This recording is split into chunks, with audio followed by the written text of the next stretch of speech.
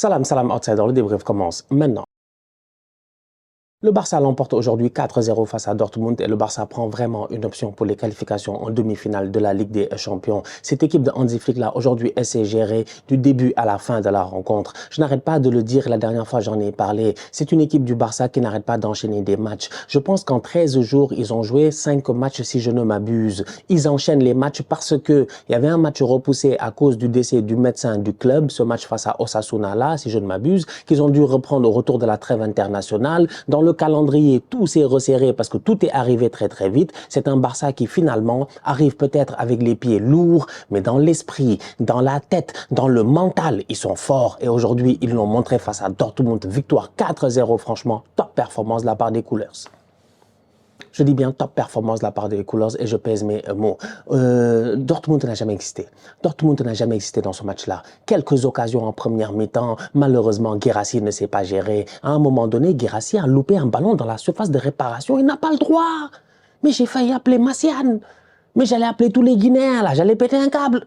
Mais Guirassy doit claquer ce but-là. Malheureusement, c'est dommage. Je pense que le temps qu'il se retourne et tout, le temps que le ballon tombe, il calcule mal la trajectoire du ballon. Malheureusement, il ne réussit pas à mettre la reprise qu'il a envie de mettre sur Wojtek Szczęsny. Mais sinon, mis à part ça, Dortmund en première mi-temps, c'est compliqué.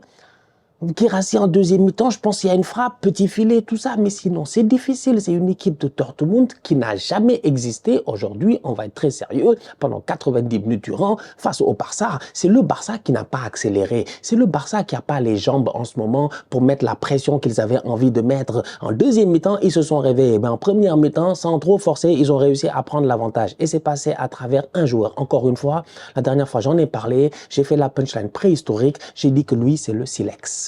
C'est le silex, c'est le silex. C'est deux pierres que tu prends, tu les frottes, il y a une étincelle, il y a le feu, il y a la vie. Dès que l'homme a trouvé le feu, il a trouvé la vie. Il était déjà vivant sur Terre, mais il n'était pas réellement vivant. Il mangeait des affaires de crues. Je ne me rappelle plus c'est lequel, je ne sais pas si c'est les hommes de Cro-Magnon ou je ne sais pas. Il mangeait des affaires crues. Bouffaient des affaires crues, les tocards. Ils n'avaient pas encore découvert le feu. Ils ont découvert le feu, ils ont commencé à faire les brochettes, les machins, les vrais bails. Ils ont commencé à bien manger et puis ça commence à être pertinent. C'est ça Lamine Yamal. C'est ça Lamine Yamal en fait franchement. C'est lui le silex, c'est lui l'étincelle, c'est lui qui ramène le feu. C'est lui qui dans ce match-là, dès le début de la rencontre, dès les premières minutes, Kobel, il a des frappes à gauche, à droite. C'est Lamine Yamal. C'est Yamal, il est là à dribbler les boys. C'est Lamine Yamal. C'est Lamine Yamal à dribbler Ryerson. Je sais pas comment Ryerson s'est retrouvé sur le côté à un moment donné là-bas. Il s'est fait dribbler, il est retourné sur son côté. Ben Sebaini est revenu sur son côté, il s'est fait dribbler, il était fatigué. Franchement, il arrive, il regarde les boys, Yamal il a 17 ans. Regarde des tontons comme Ben Sebaini. Un tonton algérien comme ça, il lui fait un flip-flap. Je pense que c'était Ben Sebaini, ou bien c'était quelqu'un d'autre, je ne sais même plus est-ce que c'était lui. Il les a tous dribblés, il les a tous dribblés. Les boys de Dortmund eux-mêmes, ils savent. Je pense que s'ils sont honnêtes avec eux-mêmes, ils rentrent chez eux, ils vont dire, ouais, le petit là, finalement, on entendait que c'était une terreur. Finalement, c'est une terreur. C'est vraiment une terreur. C'est la mini-terreur, c'est la mini-Yamal. Top performance de sa part aujourd'hui. Il a dynamité le jeu du Barça plusieurs fois. Quand le Barça manquait un tout petit peu, j'ai envie de dire, de vitamine C, quand il manquait un tout petit peu d'énergie, c'est la mini-Yamal qui, à travers ses dribbles et ses chevauchés, ramenait cela. C'est un Dortmund qui n'a pas existé, d'autant plus qu'ils font des bêtises. C'est le premier but de Dortmund qui est marqué, contre Dortmund, qui est marqué par Rafinha. C'est truand. Ils ont mis 2 tapines aujourd'hui. C'est un FC tapine, le Barça. C'est un FC tapine. C'est des tapinaldo.